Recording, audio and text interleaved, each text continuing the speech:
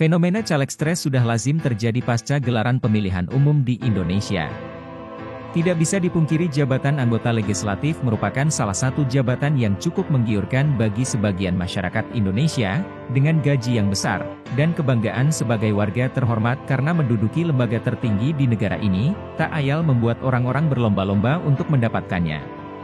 Berbagai upaya dilakukan, dari menggelar kampanye yang meriah untuk menjaring simpati dari masyarakat, bahkan mendatangi tempat-tempat keramat pun dilakukan sebagai upaya spiritual untuk mencapai maksud dan tujuannya, bahkan ada yang mempercayakan nasibnya pada para dukun. Hal ini diperparah dengan adanya budaya money politik atau politik uang di sebagian besar masyarakat kita. Maka tak heran bila menjelang gelaran pemilu para caleg sibuk bagi-bagi sembako, ampau, memperbaiki jalan, membangun tempat ibadah dan lainnya yang tentu tujuannya adalah menarik simpati masyarakat agar memilihnya di pemilihan umum nanti. Semua biaya yang dikeluarkan itu tak akan ada artinya bila nanti dia terpilih menjadi anggota legislatif.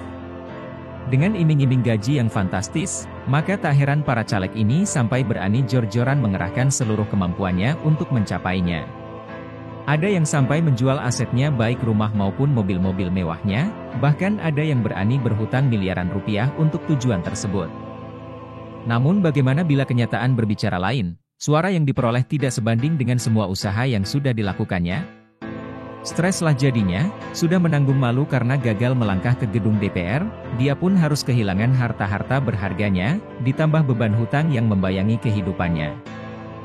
Fenomena stres pasca pemilu ini dapat dihindari bila saja para calon legislatif ini mampu mengukur kemampuan dirinya, baik dari segi finansial maupun arah dukungan masyarakat kepadanya, sehingga dia tidak akan jor-joran dalam berkampanye menarik simpati masyarakat.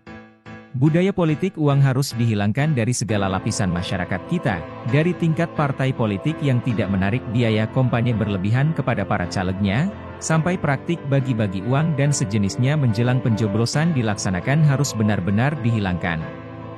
Hal ini dapat membuat biaya politik semakin murah yang pada akhirnya dapat mengurangi upaya-upaya korupsi di lembaga tertinggi ini bagi yang menang, dan dapat menghindari dari stres yang berlebihan bagi yang kalah.